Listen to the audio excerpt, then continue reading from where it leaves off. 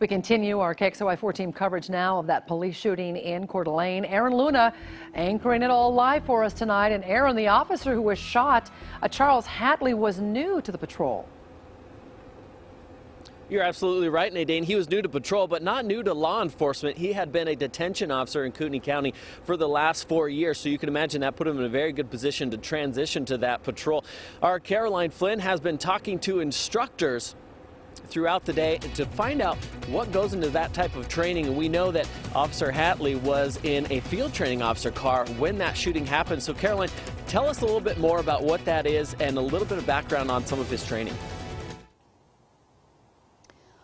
Well, Aaron, you just said it, that Officer Hatley was paired up. He was in field training. What that means is he's put together with an officer for about 6 to 9 months, and he works alongside them. It's a continuation of the training that he'd already been in since August.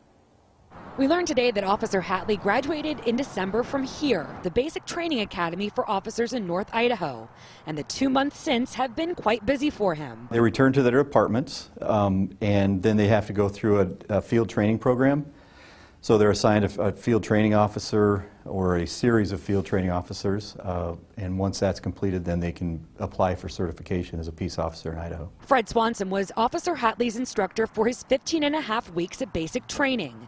The news of his injuries hit him hard this morning. The students here, you get to know them pretty well working with them, and I didn't want to see any of our officers or their families have to go through this. Those going through the academy are taught a lot in a short time, including the use of force, how to respond, and what comes after, with officers who've been through it providing testimony. We give them a lot of information to absorb and make sure they're testing out that they're capable for the job. Officer Hatley was one of those students. Very personable, very professional. Swanson said his classmates thought so too, presenting him with the special honor at graduation, the Outstanding Professional Award. People that vote for the person that they would like for their backup, for them to support them.